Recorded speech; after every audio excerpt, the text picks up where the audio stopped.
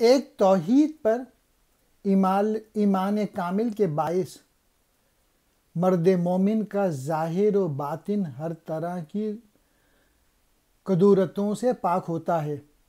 دوسرے، اس پر کسی قسم کا یا کسی بھی باطل قوت کا خوف طاری نہ ہونے کا باعث تیر یا کوئی اسلحہ اس کا کچھ نہیں بگاڑ سکتا، وہ مردانہ وار اس کا مقابلہ کرتا ہے۔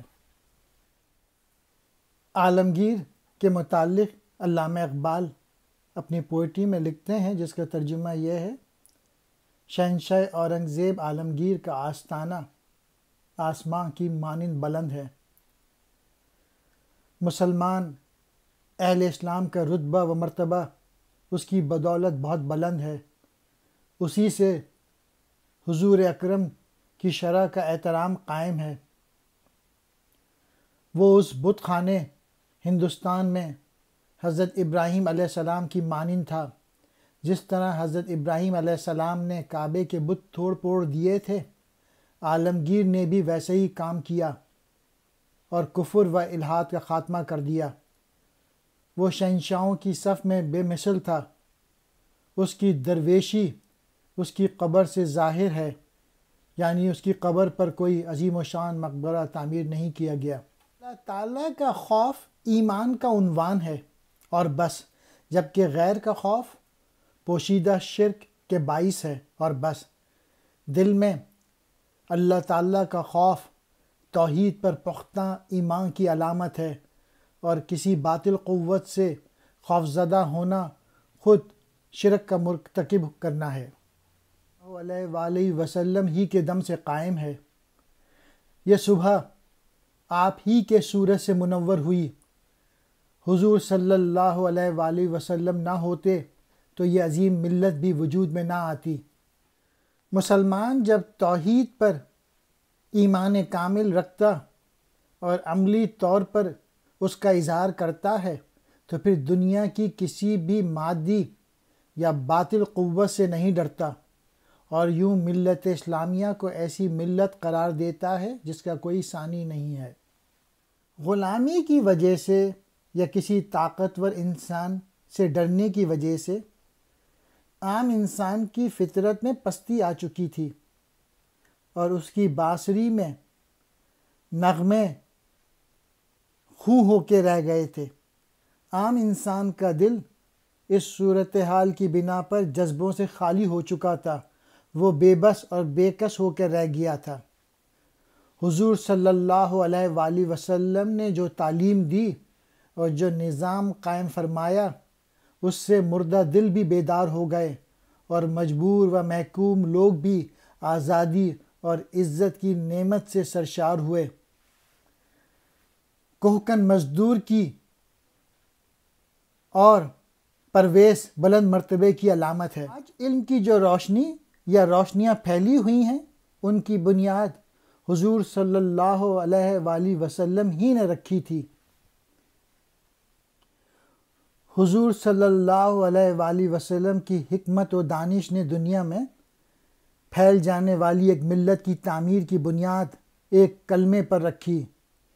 ملت اسلامیہ کے وجود میں آنے کا باعث یہ کلمہ بنا: اللہ کے سوا کوئی معبود نہیں، اور محمد صلی اللہ علیہ وآلہ وسلم اللہ کے رسول ہیں۔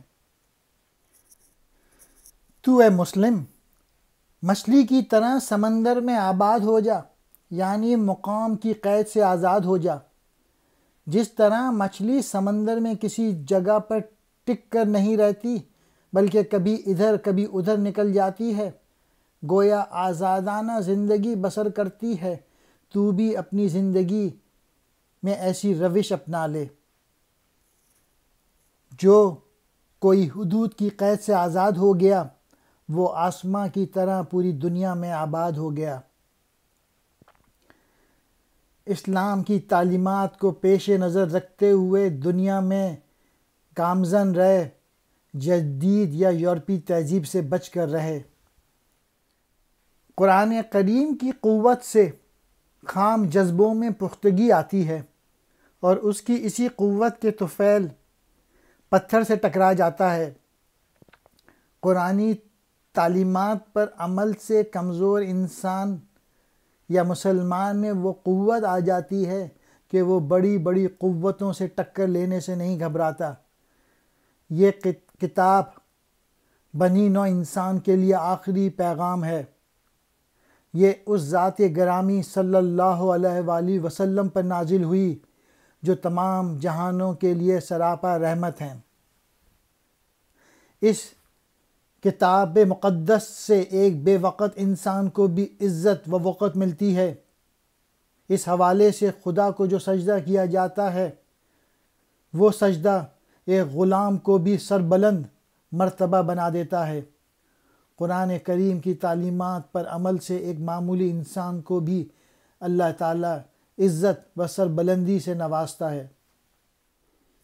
اگر تو چاہتا ہے کہ تیری زندگی صحیح معنوں میں ایک مسلمان مومن کی سی زندگی ہو تو پھر اس کے لیے تجھے قرآن کریم کی طرف متوجہ ہونا پڑے گا۔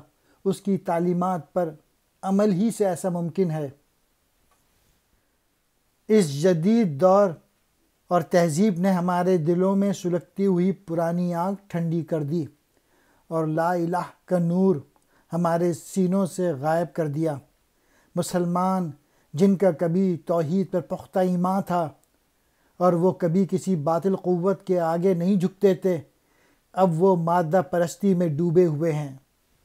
امام جعفر والا ذوق نہ رہا اور نہ امام رازی کی سی تلاش و جستجو رہی، جس کا نتیجہ یہ نکلا کہ ملت عربی اسلامیہ کی وہ پہلی سی آبرو نہ رہی۔ تجھے کچھ معلوم ہے کہ اس خدائی فرمان کا راز حقیقت کیا ہے؟